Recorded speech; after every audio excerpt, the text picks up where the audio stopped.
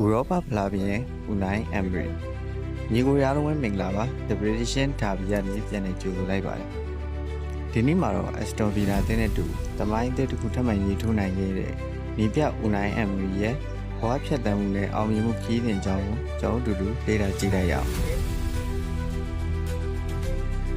ဘောလုံးမျိုးကဆင်းသက်လာသည်Unai Emery ကို1982ခုနိုဝင်ဘာလ3ရက်နေ့မှာစပိန်နိုင်ငံဘတ်စ်ဒေသမှာမွေးဖွားခဲ့ပါတယ်။သူကဘောလုံးမျိုးကဆင်းသက်လာသူဖြစ်ပြီးသူ့ရဲ့အဖိုးနဲ့ဖေတို့ကဂိုးသမားတွေဖြစ်ကြပါတယ်။ Emery ကိုယ်တိုင်ကတော့ပွဲနယ်ကစားသမားဖြစ်ကစားခဲ့ပေမဲ့ကစားသမားဘဝမှာတော့အောင်မြင်မှုကြီးကြီးမားမားမရရှိခဲ့ပါဘူး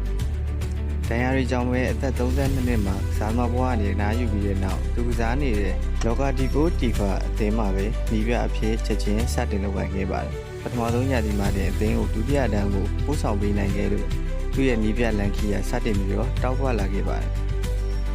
2006ခုနှစ်မှာတော့အမေရီးယားအသင်းကိုစတင်ကိုင်နေခဲ့ပြီးအမေရီးယားအသင်းသမိုင်းတစ်လျှောက်ပထမဆုံးအကြိမ်ဖြစ်တဲ့လာလီဂါကိုပို့ဆောင်ပေးနိုင်ခဲ့ပါတယ်။အဲဒီနောက်မှာတော့ဗလန်စီယာစပါတက်အသင်းတွေကိုဆက်လက်ပြောင်းရွှေ့ခဲ့ပြီး2013ခုနှစ်မှာစီဗီလာအသင်းကိုစတင်ရောက်ရှိလာပါတယ်။စီဗီလာအသင်းမှာတော့ Unai Emery ကသူ့ရဲ့အောင်မြင်မှုကြီးရဘဝကိုပိုင်ဆိုင်နိုင်ခဲ့ပါတယ်။သူကစီဗီလာအသင်းနဲ့အတူဥရောပလိဆုဖလားကို2014 2015နဲ့2016 3ရာသီဆက်တိုက်ဆုပ်ကိုပြီးကမ္ဘာ့စံချိန်တင်ခဲ့တာပဲဖြစ်ပါတယ်။အဲဒီနောက်2016ခုနှစ်မှာပဲ PSG အသင်းစီကိုပြောင်းရွှေ့ခဲ့ပြီးအောင်မြင်မှုတွေဆက်လက်ရယူထားနိုင်ခဲ့ပါတယ်။သူက PSG အသင်းနဲ့သူလီဂူ1 Copa del La Liga Copa del France Trophy des Champions ဆုဖလားတွေရယူနိုင်ခဲ့ပါတယ်။ဒါပေမဲ့ချန်ပီယံလိမှာတော့သူကအောင်မြင်မှုတွေမရရှိတာကြောင့် PSG အသင်းနဲ့တူဝေဖန်မှုတွေရင်ဆိုင်ခဲ့ရပြီးနောက်2018ခုနှစ်မှာအာဆင်နယ်အသင်းစီကိုပြောင်းရွှေ့လာခဲ့ပါတယ်။အာဆင်နယ်အသင်းမှာလည်းသူကအောင်မြင်မှုကြီးကြီးမားမားရရှိခဲ့ခြင်းမရှိခဲ့ပဲ2019နိုဝင်ဘာမှာအသင်းနဲ့လမ်းခွဲခဲ့ပါတယ်။ဇူလိုင်2020မှာတော့သူကဗီလာရီရဲ့အသင်းကိုထပ်မံကိုင်တွယ်ခဲ့ပါတယ်။စပိန်ပြည်မှာသူကဗီလာရီရဲ့ကိုအောင်မြင်အောင်ပြန်လုပ်ပြခဲ့တယ်လို့သူကျွမ်းကျင်တဲ့ယူရိုပါလိကိုလည်းထပ်မံရယူခဲ့ပြန်ပါတယ်။2020နိုဝင်ဘာမှာတော့သူကပရီးမီးယားလိကို Aston Villa အသင်းနဲ့အတူနောက်တစ်ကြိမ်ခြေချခဲ့ပြီး Aston Villa အသင်းအတွက်ရလဒ်ကောင်းတွေရရှိအောင်စွမ်းဆောင်ပေးနိုင်ထားနိုင်တာပဲဖြစ်ပါတယ်။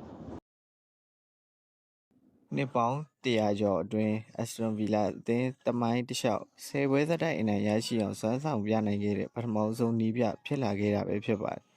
Aston Villa အသင်းဟာနီးပြ Unai Emery ရဲ့လက်အောက်မှာတောက်ပလာခဲ့ပြီးယခုရာသီမှာဆိုရင်ချန်ပီယံဆုဖလားကိုစိန်ခေါ်နိုင်ဖို့အမှတ်ပေးစရာရဲ့အဆင့်3နေရာအထိကိုရပ်တည်နေတာပဲဖြစ်ပါတယ်။သူက Aston Villa အသင်းနဲ့အတူ164ပွဲကင်တွယ်ထားခဲ့ပြီး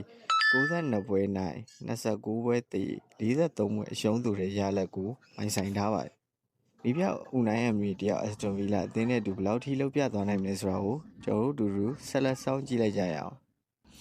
ခုလိုမျိုးဘလုံးလောက်ကစိတ်ဝင်စားဖွယ်အကြောင်းအရာလေးတွေသိရှိနိုင်ဖို့ကျွန်တော်ရဲ့ channel လေးကိုလည်း subscribe လုပ်ခဲ့ပေးကြပါဦးဗျ။အားလုံးပဲခွတ်လက်ပါ